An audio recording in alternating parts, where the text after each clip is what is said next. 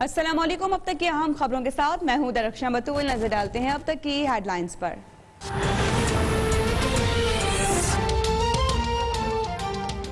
सिंध में स्कूल खोलने का दूसरा मरहला मौखर। 21 सितंबर से छुट्टी। 7वीं और 8वीं क्लासेस शुरू नहीं होंगी। वज़ीर तालीम सिंध का कहना है कि तालीमी इदारों में SOPs पर अमल दरामद नहीं हो रहा। SOPs पर अमल दरामद ना होने से सूरत हाल संगीन हो सकती है। मुल्क भर में गुज़िश्ता 24 घंटों में SOPs की खिलाफ वर्जी पर मज़ीद 13 तालीमी इदारे बंद। मुआविन खुसूसी सेहत डॉक्टर फैसल सुल्तान के इस्लामाबाद के स्कूल्स के दौरे। मुल्क में कोरोना के मज़ीद 752 नए केसेस रिपोर्ट। 9 अफराद जाँ बहक।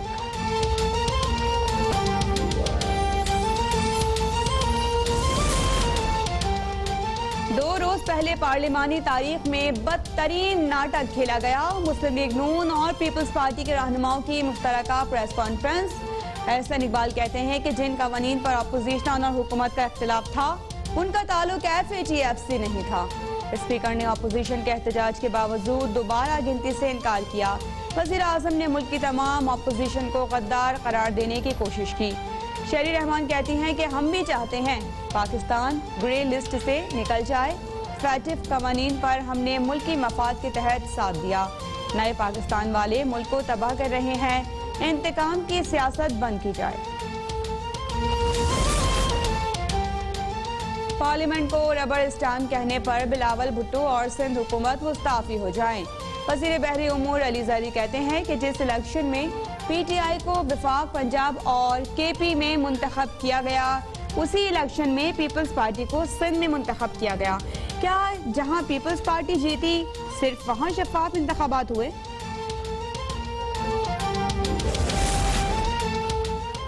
मुत्तहिदा अपोजिशन के स्पीकर कौमी असम्बली के रवैये पर शदीद तहफ़्फ़ुज़ात। कौमी सलामती कमेटी इजलास में शिरकत से इनकार। अपोजिशन के इनकार पर पार्लिमानी कमेटी का आज होने वाला इजलास मुलतवी कर दिया गया।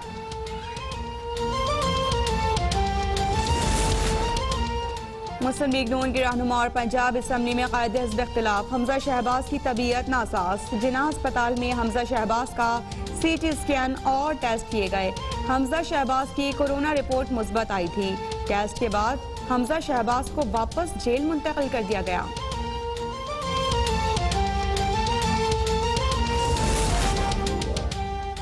FBR ने 2018 में अरकान पार्लियामेंट की इनकम टैक्स तफसीलात जारी कर दी। वज़ीर आज़म इमरान खान ने 2,82,449 रुपए, बिलावल भुट्टो ने 2,94,117, शहबाज शरीफ ने 97,30,545 रुपए टैक्स अदा किया। आसिफ जरदारी ने 28,91,000, हमजा शहबाज ने 87,05,000, शिबली फराज ने 3,67,000, आजम खान सवाती ने 5,90,000, असद उमर ने 53,46,000 रुपए टैक्स दिया। वफाकी वज़ीर आबी वसाइल फैसल वावजा ने 2018 में कोई टैक्स नहीं दिया।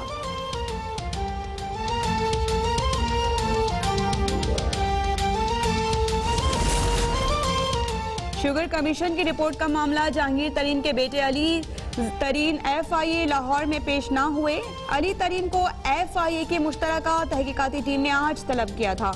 अली तरीन के वकील ने जवाब जमा करा दिया। जवाब के मुताबिक अली तरीन इस वक्त लंदन में है। अपने वालिद जहांगीर तरीन की तीमारदारी की वजह से इतनी जल्दी नहीं आ सकते। जवाबात के लिए मजीद वक्त तलब।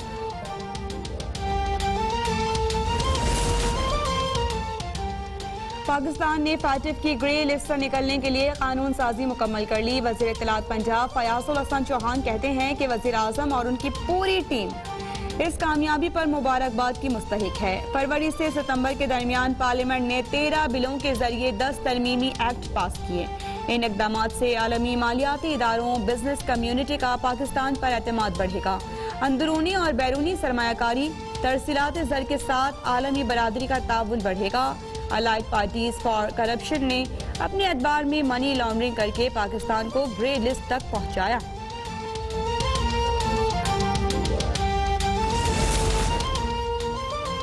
खैबर पख्तूनख्वा काबीना में रद्दोबदल। शहराम तरकई को एलिमेंट्री एंड सेकेंडरी तालीम, अकबर अयूब को लोकल गवर्नमेंट, कलंदर लोधी को महसूलात की वजारती तफवीज़, कामरान बंदश को वजारत इत्तलात का इजाफी चार्ज भी दे दिया गया।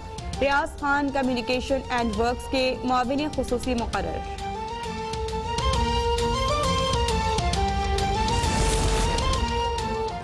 खवातीन के खिलाफ कत्ल हरासगी के केसेस ज्यादा आ रहे हैं। शेरी रहमान का सेनेट के इजलास में इजहार ख्याल, कहती हैं बहावलपुर में रेप का शिकार होने वाली लड़की ने FIR दर्ज न होने पर खुदकुशी कर ली। सेनेटर फैसल जावेद कहते हैं कि ज्यादती के मुजरिमों के लिए सख्त से सख्त सजा तजवीज की जा रही है। इजलास में एक बार फिर लीगी सेनेटर मुशाहिदुल्लाह खान और MQM के सेनेटर अतीक शेख के दरमियान शदीद झड़प, एक दूसरे के खिलाफ नाजेबा अल्फाज का इस्तेमाल और धमकियां। चेयरमैन सेनेट ने गैर पार्लिमानी अल्फाज हज़फ करार दिए।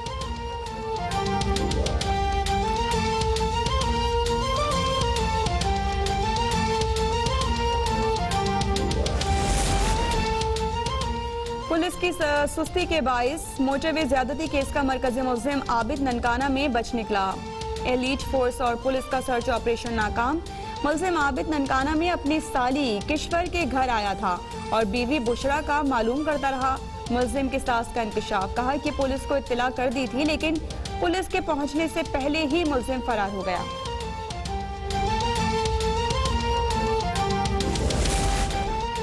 फैसलाबाद की पीपल्स कॉलोनी में बेटों की मौजूदगी में मेहनत कश खातून ज्यादती का शिकार। पुलिस के मुताबिक इफ्तिखार और रमजान नामी मुलजिमान शराब पीकर खातून के घर में जबरदस्ती दाखिल हुए। रिपोर्ट कायम करने की हिदायत कर दी। SSP इन्वेस्टिगेशन साउथ कराची की जानिब से सेशन कोर्ट को कब्र कुशाई की दरख्वास्त दी गई थी। डॉक्टर माहा को उनके आबाई गांव गरहोड़ शरीफ में सुपुर्द खाक किया गया था।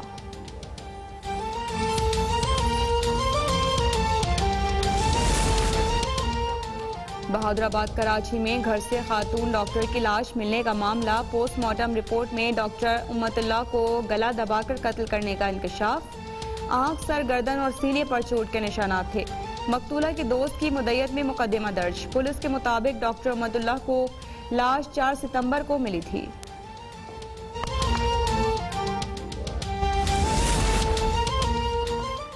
कराची में कोरंगी गोदाम चौरंगी के करीब फायरिंग से पुलिस अहलकार जाँ बहक। मकतूल अहलकार को शदीद जख्मी हालत में जिला अस्पताल मुंतकिल किया गया, जहां वो जख्मों की ताब न लाते हुए चल बसा। 2023 तक कराची में बिजली की लोड शेडिंग खत्म हो जाएगी। PTI रहनुमा फिरदौस शमीम नकवी का कहना है कि माजी में के इलेक्ट्रिक को पावर प्लांट लगाने नहीं दिए गए, इसलिए बिजली पैदा ना हो सकी। कराची में गैस दस्तयाब होने के बावजूद आवाम को सप्लाई नहीं की जा रही।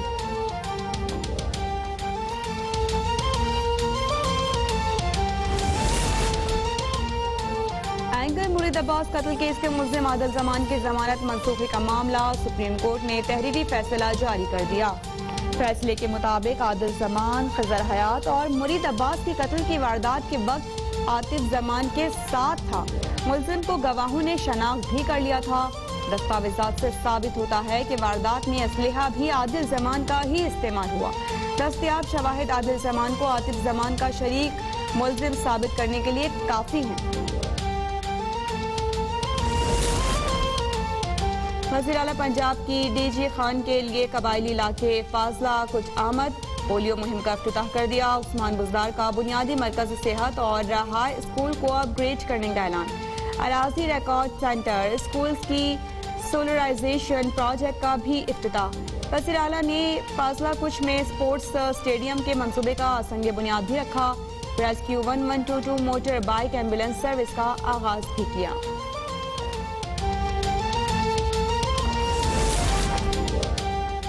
और मुल्क में साइबर सिक्योरिटी यकीनी बनाने के लिए बड़ा इकदाम। FIA का फेसबुक से मुआहिदा हो गया। साइबर क्राइम विंग से डाटा शेयरिंग पर इत्तेफाक। फेसबुक इंतजामिया ने FBI की पॉलिसी के मुताबिक राबिते की हामी भर ली।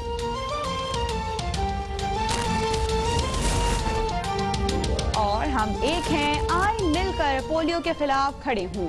21 सितंबर से मुल्क के बेशतर इलाकों में पोलियो इंसदादे पोलियो मुहिम चलाई जाएगी। मुहिम कामयाब बनाने के लिए जोरों शोर से तैयारियां जारी। वालिदैन अपने बच्चों को वैक्सीन पिलाएं और उम्र भर की माजूरी से बचाएं।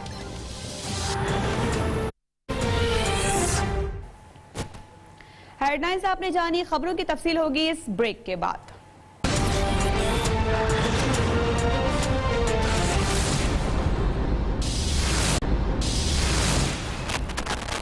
Welcome back. बुलेटिन का आगाज करेंगे और सबसे पहले आपको यह अहम खबर देंगे। इस्लामाबाद में चेयरमैन नैब जावेद इकबाल की ज़ेरे सदारत इजलास हुआ है। इस इजलास में नैब की मजमूई कारकर्दगी का जायजा लिया गया है। आफ्ताब चौधरी हमारे साथ मौजूद हैं, क्या बताएंगे इजलास के हवाले से आफ्ताब? जी, नैब हेडक्वार्टर्स में chairman NAB justice retired Javed Iqbal की ज़ेरे सदारत इजलास हुआ। इस इजलास में deputy chairman NAB, prosecutor general accountability, DG operations और नैब के जो डायरेक्टर जनरल थे रीजनल, वो वीडियो लिंक के जरिए इस इजलास में शरीक हुए। तो इजलास में नैब की मजमूई कारकर्दगी का जायजा लिया गया। इस मौका पर चेयरमैन नैब ने कहा कि नैब कानून के मुताबिक एहतसाब सब के लिए की पॉलिसी पर अमल पैरा है। नैब का तल्लक किसी सियासी जमात, गिरोह या फर्ज से नहीं, बल्कि नैब की वाबस्तगी सिर्फ और सिर्फ रियासत पाकिस्तान से है। नैब के अफसरान बदउनवानी के खात्मा और बदउनवान अनासर से रकूम की लूटी गई रकूम की बरामदगी के लिए अपनी कोशिशें तेज करें। तो इजलास में ये फैसला किया गया है कि जो मुल्जमान नैब मुकदमात में अदालतों से जमानतों पर हैं, उनकी जमानत के फैसले की मुसद्दका नकूल हासिल की जाए और जो मुअज़्ज़ज़ अदालतें हैं यानी मुजाज अदालतें जो होंगी, उनमें मुल्जमान की जमानतों की मनसूखी की अपीलें दायर की जाएं ताकि उनको गिरफ्तार करके कानून रिस्क में लाया जा सके।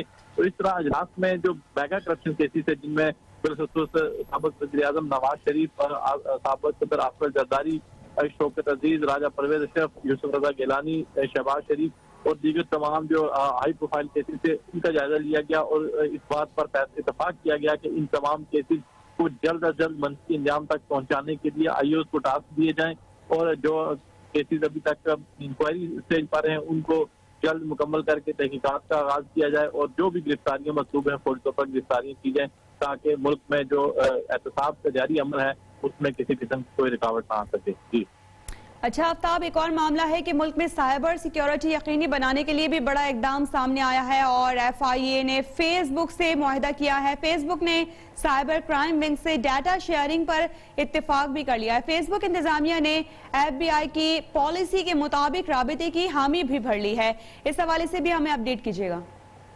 जी, FIA साइबर क्राइम को काफी मुश्किलात पेश आ रही थी क्योंकि साइबर जो सिक्योरिटी थी वो यकीनी नहीं बनाई जा रही थी और जितने भी डाटा चोरी के जितने भी केसेस थे उनमें चूंकि फेसबुक से इंतजामिया जो साइबर क्राइम है FIA का विंग, उससे रब्ता करना पड़ता था और बेशुमार ऐसे केसेस थे कि जिनका डेटा फेसबुक इंतजामिया की तरफ से मुहैया नहीं किया जाता था और मुल्जमान जो है वो उन तक नहीं पहुंचा जा सकता था। तो अब ये एक बड़ी अचीवमेंट है, कामयाबी है FIA की कि फेसबुक इंतजामिया जो है वो इस बात पर राजी हो गई है कि तमाम का तमाम जो डेटा होगा वो सार्फिन का डेटा, यानी अगर कहीं कोई क्राइम होता है तो वो डेटा मुतलका एजेंसी यानी FIA के साइबर क्राइम विंग के साथ शेयर किया जाएगा। तो इस हवाले से बाज़ाब्ता तौर पर एक एग्रीमेंट हुआ है जिसमें FIA के डायरेक्टर साइबर क्राइम और एडिशनल डायरेक्टर, जबकि फेसबुक के जो नुमाइंदे हैं उन्होंने एक एग्रीमेंट किया है। इस एग्रीमेंट की रोशनी में जिस तरह अमेरिका की जो एजेंसी है FBI, उसके साथ डेटा शेयरिंग करती थी फेसबुक इंतजामिया, इसी तरह FIA के साथ भी किया जाएगा और फेसबुक के जरिए जितने भी क्राइम होते हैं अब उन मुल्जमान तक पहुंचने में जल्द FIA पहुंच जाएगी और जो मुल्जमान होंगे उनको मुतल्लिका अदालतों से सजाएं भी दिलवाई जा सकेंगी। जी ठीक है आफ्ताब चौधरी, आपने हमें तफसीलन अपडेट किया, आपका बहुत शुक्रिया। खबरों का सिलसिला जारी है, यहाँ पर लेंगे ब्रेक, आप देखते रहिए अब तक।